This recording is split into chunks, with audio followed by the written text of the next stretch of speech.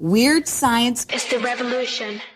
We have me and you doing the podcast now for 10 years, almost 10 years, the site for over 10 years now. And there hasn't been really a lot of times where we're like, hey, guess what's pretty cool and working well? The Speed Force. It's always, and it drives you nuts. You keep saying, and the term is, the Speed Force is wonky. You say it a lot. Yep. Oh, it's just going to be the Speed Force is wonky again. Emotional spectrum is wonky. It's the same thing. It's always that. Why can't we just get like at one point and just call it like shit's working. Instead of Dawn of DC, call it DC. Shit's working. DC, nothing's wonky. Because then what you get, I don't know if you'd like this, you get the heroes being capable and able to be heroes. It's as if they don't know how to write any sort of hero that is winning. I understand a struggle, but please, have their basic thing working and let's see them having fun. Let's see them. I mean, really, we say this in Jeremy Adams' deal. Things are going pretty good. You have some things. You can still have villains. You can still have. You don't have to hamper them. You don't have to handicap them every race they do. You don't have to give everybody a head start. Just let them be heroes. And this is like the epitome of it in this book. It's just a struggle for them. And boy, it's a struggle for me. I'll give you the credits and then we'll get into it. Flash number 7 is written by Cy Spurrier, art by Ramon Perez, Mike Deodato taking a little time off, I guess, or maybe out, I don't know. Sophie Dodgson and Hassan Atsumwe El-Hau on letters. I mean, you start out with Max Mercury and Bart. This should be fan service. This should be like, oh my God, this is cool. And it could be to a degree, because even the idea where we left Bart behind in the previous issues of The Flash, he's like, look, if you're not going to do anything to find Max Wally, I'm going to do it myself. I'm going to go find Gold Beetle at the time point, and she's going to help me. So apparently the idea is, I was really confused at the beginning of this because, and I thought it was like really like over the top. It kind of plays out later, how they explain it. But the idea, it felt like it was fudging things. Like, well, Bart was going to time point. And for some reason, he wound up in the sideways dimension that Max Mercury said, which he calls, what is it, Tickno? Or like some bullshit where it's Icto. It is the realm of Icto because it's in between the tick and the tock of time. Icto. So this horrible hell fucking sideways dimension. And even the idea of Bart doing this, it felt like it was a weird term because in the solicits, it even says that Jay West goes to find Max Mercury. So it almost felt like things were changed because I had read the solicits beforehand because I was desperately trying to find some goddamn credits. But the idea of them, I go, that's weird. Okay. But I'm like, was it supposed to be Jay West? Because they did introduce the new power set of him where he's able to latch on to any speedster in the Speed Force, and teleport to them. So that makes a lot of sense. So when we have the idea that now the time point has been changed by the arc angles and all this other stuff and the problems with the Speed Force, where now the time point is turned into the sideways dimension of Icto, full of fucking monster men, I'm like, this felt like a weird situation. And eventually we do get there where the linear men and Inspector fucking Pilgrim want to tell us that, oh no, this is what happened to the time point. This is what it is now. I'm like, but was it always like this, or did it become this after Max Mercury went here? I don't know. And you said arc angles, you get Icto.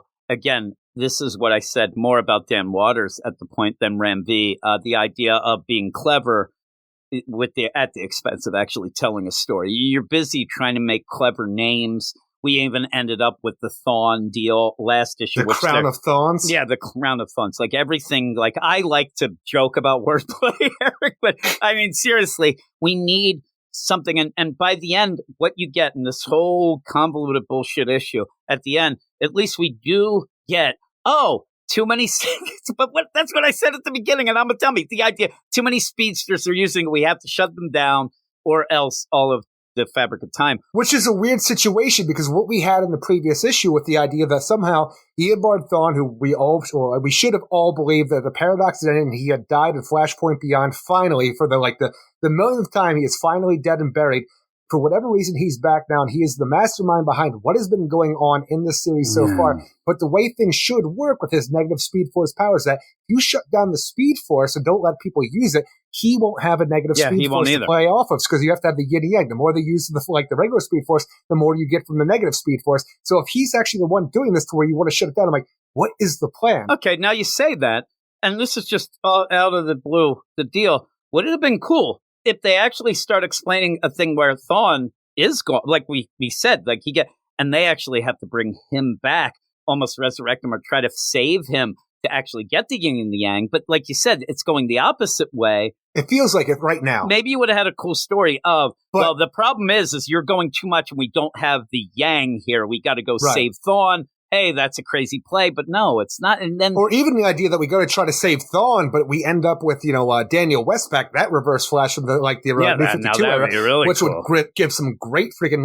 countermeasures to what Wallace West is doing with the idea his daddy's back. Yeah. So, but instead, it's just everything just swirls around. And where I said about Ramview said, hey, I don't write for myself. I don't think Cy Spurrier's ever said. I just think Cy Spurrier likes to write this wonkiness and this craziness, and whether he's trying to be a Grant Morrison, whether he's trying to be whatever he's trying to be, or if it's just him, it's not that enjoyable. It's hard to follow, even when at the end you get what should be the concept. The concept should be given to you in such an easy way of, hey guys, there's too many speedsters and you're fucking shit up. But instead, you got to, really work to get there. And even then, when you have Barry, who nobody feels right in this book anyway. Well, Barry's the weirdest part about this because I think Linda was. I mean, well, yeah, Linda definitely has problems. She's affected by something going on here. Yeah, but when Barry comes to Linda to look for Wally, because apparently for all these weeks now that Barry hasn't been himself,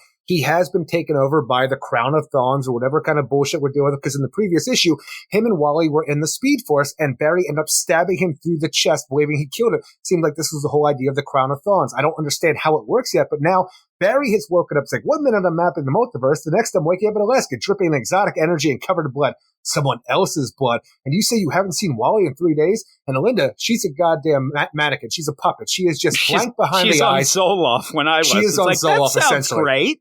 And that's the thing. I killed him. That's nice. And it's such a weird idea because she doesn't care about anything. Like, idea that Ivy's still traumatized after whatever it was at school. Just the idea that whatever it was, because I don't think Simon Spurrier actually knows what it was. Jay's keeping secrets, waiting, feeding, cleaning.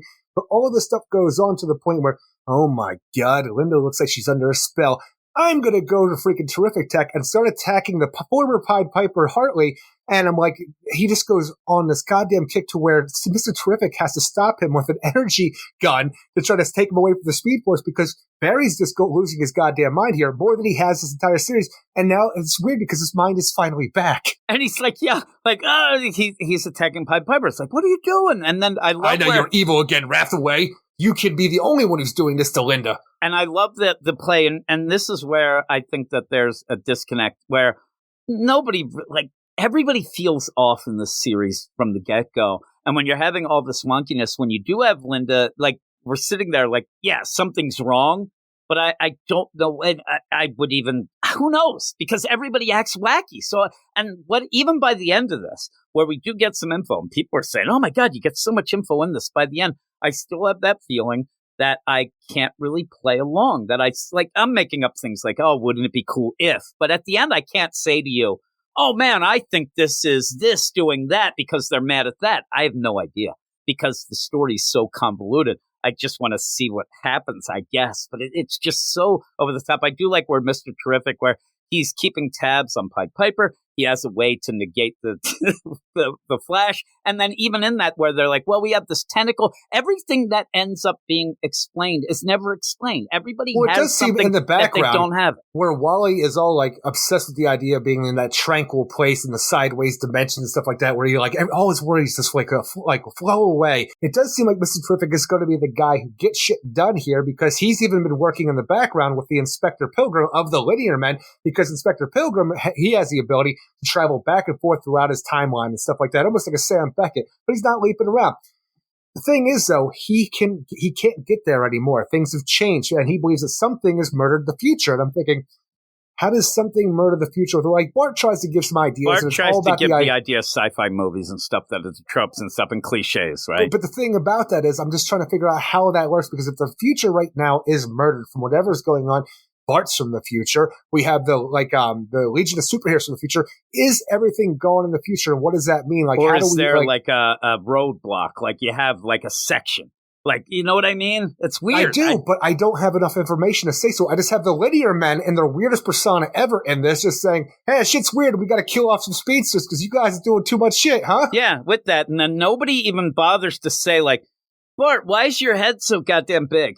I mean, this Why thing's are a you a goddamn bobblehead. Like, look at bobblehead? him. He's a monstrosity. And it's a weird thing. And I think that when you start to try to figure out clues and things like this, where Cy Spurrier has Bart's, now Bart should just say, if the future is ruined, I shouldn't be here. Something is wrong here. You're not really getting the thing, because he does say, and, throw shade. And how dare he throw shade at Back to the Future, but ends up saying, like, it's one of those, if something happens, it just happens. You don't have fading photography and blah, blah, blah, blah. But then Bart pull that through and say, why are you there? If the future is all gone, he shouldn't be there. So how does it work? But they don't say, and when you get to the point, this is where, and there's so many times in this book that they say just nonsense. What does that mean? I don't know. And we just move on. Nobody knows. They use the terminologies. They're talking the talk. They are walking the walk. At the end, that I'm confused. Let's just say that, it's not like the movies. There's no paradoxes. Things don't happen like you think they would if the future was murder and stuff like that. So what you're telling me then is that we can stop this because there's absolutely no stakes. Almost like the way that you'll be able to time travel one day at a time. We'll be making our own future. Like, you know what I mean? Like, we're making our own future. And his power, where they said, that isn't even well explained, the idea, well, I have this crazy thing. I get almost like an Assassin's Creed, where he can, but only in his own time. But then he says, I can transfer that out like 200 years each way, but then I couldn't. Then I tried to go to the future. It didn't work. They pulled me out of it. I'm like, I don't know what your deal is. No, and then you finally get to the part where then it does start like the little bit, and you get excited when you actually, oh my God, I understand this. Because then Bart's like, oh, that's why I didn't get to where I was trying to go, because it's no longer there. You end up having the time point. It's gone. But even then you have Inspector Pilgrim. He's like, and this is anyone, because everybody's frozen. They're in this room with all these frozen speedsters. Now, just point out that there's not a lot of, like, you see some that, okay, I know who that is, kind of. I know that. This isn't like you have Wall-E, the big ones, but they're there. But then you have Go Beetle in the middle. And that's who Bart was trying to find. You have Inspector Pilgrim's like, she's related to me. All these things are just thrown. But even just little things. This is anyone with an active relationship to the deep change. Look, the what now? He means the Speed Force. He means the Speed Force. I'm like, why do we got to play these games? And it's such a little thing. And I don't want to nitpick, but geez. But even the idea that the linear men are now using terms given by these higher dimensional beings, the stillness or the arc angle and stuff like that. You are here in the timeline. Yes, you're outside of time. You could affect change, stuff like that. But you know what the Speed Force is. Call it the goddamn Speed Force. Why are you taking on new terminology from a sideways dimensional being? Yeah. And why are you just making it hard to even go at one point? Like, man, I don't understand. Can you tell me what you just said? Well, unless I get a spider to put an infinite amount of information to blow up your head. And then, but I like that. That sounds like fun. I'm like, just give us some info. When he says this, I'm like, we're not going to learn anything because it's too complex to write. That's why I ended up getting upset. Why I kept mentioning it. The idea where you will say a bunch of words that are just rammed together, say, I don't understand, and then they won't. This is option one. This is where I don't know what's going on. Can you explain to me? He says, well, you got two options. Option one is where I get a tame cosmic spider to pump like 3,000 hours out of paradoxical math into your head so you can begin to understand an atemporal organization devoted to the smooth running of a stochastic universe. That sounds awesome. Let's do that. I'm like, even at one point when he comes in and basically he's just going to give him coffee. Why are you making this? And he's like, hey, so I know this is a weird thing to say in a pocket reality formed of loop temporal waves, where even the illusion of the passing of time is the product of fake causality produced by our domesticated dimensional weavers. That's all right. When he's talking about the idea when he learned about this, in the moments before the Bureau saved me from that empty future, I received a message, a burst of data from the intelligence so far above sentience that, well, there are no words. Best I can describe them is, conscious hypergeometries, cosmological abstractions, so complex that they become irreducibly simple, beings that exist on the curve where infinity overlaps with zero. Look, I don't know who you're writing this for, but it's not fucking me. No, as far as I know, Stephen Hawking, he died a couple years ago. R.I.P. In this trade, folks tend to call them just the arc angles. I'm like, I still don't know what the arc angles are from all that goddamn shit you just told me right there. I don't know if this is a comic book script or mumble rap. They both don't make sense to me, Eric. You end up, from the moment you guys left Earth, the next few weeks are full of time quakes, dimensional breakages, reality. Did you think it said reality tears, Eric? Reality tears. And then just like says, yeah, no, we don't know. Like, everything ends with, but I can't explain it. But it's too complicated for you. But I don't know. It just, why are you doing this? Why do you think that people are enjoying this? That I end up where, again, this at the base level is supposed to be entertainment. And it's not entertaining. It just ends up swirling around. I just shake my head. And then you have to do stuff with like that whole thing of the deep change and the arc. Oh, God. And then they get captured. I mean, here's the thing. Time to get black bagged. What's his name? Pilgrim. Mm-hmm. When you have him going, he does the right thing. He confuses the shit out of. They don't even know what's going on. Like they walk get right. Boys. They end up. They don't know what's going on.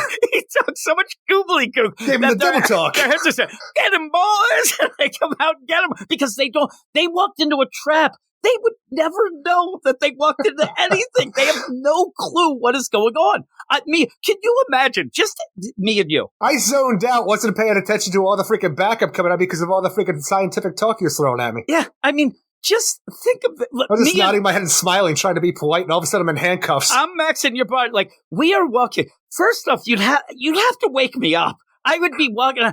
I'd be like poking at you, like, what the fuck? Like, I just, yeah, you would be. Me and you both just smiling and shaking. Oh, that? Yeah. We'd walk right into it. Then you get where I said when you get Linda and you're like that, something's wrong, but maybe. But when you get the classic, this is Bart, this made me laugh, where he says, Max, for pity's sake, stop thinking so damn positively. Who's that? Like, even Great that little bit. Ghost Bart. He's from the future, yet now he's talking like a 1920s miner. Like, egads, Eureka! I don't even know what's happening. And he's that big bobblehead. But what I got from this, too, is like all this nonsense talk, and then Bart will just go, donuts! That's all. I'm right there with Bart, honestly. I'm like, yeah, that'd be really good right now. I'm telling you, like, all this, and we're joking, but I do think that he was just confusing the shit out of them to let them just walk into this deal, because then they're like, wait a second, this seems like it might have been a trap. It wasn't a rescue. Get him, boys! Get him, boys! And then you get like, see? Take this, copper! I'm like, who is this Bart? He actually said, hey, Mom, top of the world! I don't know what's happening. I expect him to have a cigar. Like, he's just sitting there like a baby smoking a cigar. It's all nonsense. Then they get captured. Then they're holding hands. I'm like, is that something? Is that going to be able to make a conduit deal? Because if it is, I think Pilgrim is Pilgrim going to be, I can't even make guesses. You think he's like trying to help them and he won't be? No. Mr. Terrific then is the biggest duped guy ever. He was doing lab stuff with this guy and setting all this up. He is trying to save the universe. If it means suspending animation on the speedsters, then fuck it. Let's do it, Mr. Terrific. You and me, buddy. I'll get you coffee because I'm not doing any of the science shit, obviously. The arc angles, they wanted to kill all of them, but we allowed them in the suspended animation. Yeah, and then, now you would think that maybe having those holded hands in there, I don't know, this will be a way. Jay will probably be able to jump to them, and he'll be like, Die Hard Jay or something, probably shirtless. Even that Mr. Pilgrim seemed to be kind of what's going on with that homunculi. I don't know what's happening in this series.